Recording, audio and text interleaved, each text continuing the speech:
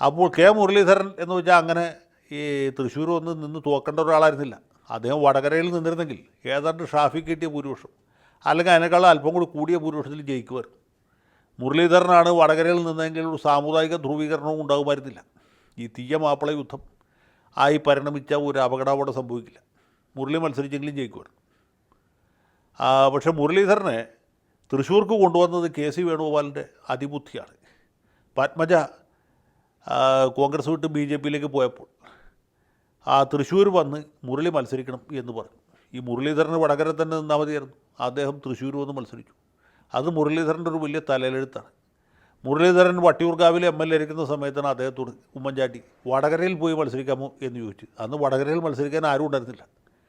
വടകരയിൽ മത്സരിക്കാൻ മുല്ലപ്പള്ളി തയ്യാറല്ല, വടകരയിൽ മത്സരിക്കാൻ സിദ്ദിഖ് തയ്യാറല്ല. കോൺഗ്രസ്സുകാരും വടകര നിൽക്കാനില്ല.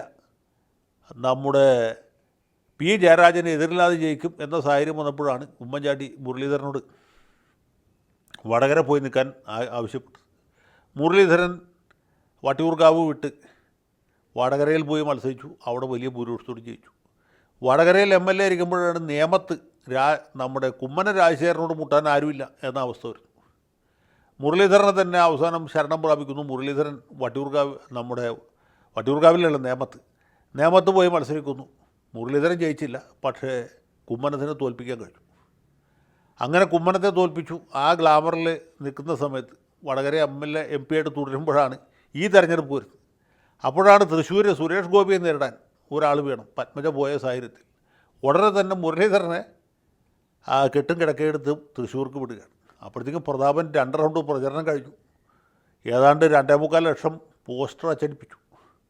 സ്നേഹ സന്ദേശ യാത്ര നടത്തി പൂർത്തീകരിച്ചു. തൃശ്ശൂർ പട്ടണത്തിലെമ്പാടും പ്രതാപൻ്റെ പോസ്റ്ററുകളാണ്.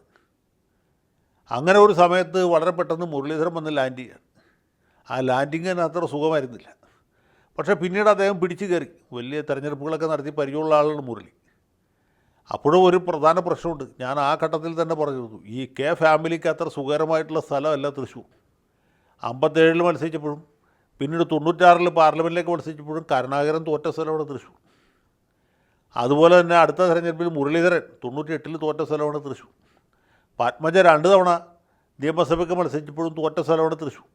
ആ തൃശ്ശൂർ കെ മുരളീധരൻ വന്ന് നിൽക്കുന്നതിൽ തീർച്ചയായിട്ടും റിസ്ക് ഉണ്ടായിരുന്നു. ആ റിസ്ക് അവസാനം വരെ ഉണ്ടായി. അവസാനം അദ്ദേഹത്തിൻ്റെ പരാജയത്തിൽ കലാശിച്ചു. അതിൽ തൃശ്ശൂരെ പ്രമുഖരായ പല കോൺഗ്രസ്സുകാരും കാലുവാരി എന്നുള്ളൊരു സത്യമാണ്. ഞാൻ നേരത്തെ ഇവിടെ പറഞ്ഞ പോലെ തൃശ്ശൂരെ കോൺഗ്രസ്സുകാരും മോശക്കാരൊന്നുമല്ല. ഇരിക്കുന്നിടന്ന് എഴുന്നേക്കണമെങ്കിൽ പൈസ കിട്ടണം എന്ന ചിന്താഗതിക്കാരൻ. കരുണാകരൻ്റെ തട്ടകമായിരുന്ന തൃശ്ശൂരിൽ നിന്ന് ഇപ്പോൾ എത്ര MLA മാരുണ്ടെന്ന് ആലോചിച്ച് നോക്കിയാൽ മതി. തൃശ്ശൂർ ജില്ലയിൽ നിന്നൊരു MLA ഉള്ളൂ. അത് ചാലക്കുടിയിൽ BD ദേവസ്യം മത്സരിക്കാഞ്ഞുകൊണ്ട് ഒരു കോൺഗ്രസ്സുകാരൻ ജയിച്ചു എന്നുള്ളൂ. അങ്ങനെ ആയിരിക്കുന്നു തൃശ്ശൂരെ കോൺഗ്രസിൻ്റെ സ്ഥിതി. സംഘടനാ സംവിധാനമൊക്കെ വളരെ ദുർബലമാണ്. പിന്നെ കണ്ണോത്ത് കരുണാകരൻ്റെ മകൻ കെ മുരളീധരൻ എന്ന ഒരു ഗ്ലാമറിലാണ് മുരളി മത്സരിച്ചത്, തോറ്റുപോയി.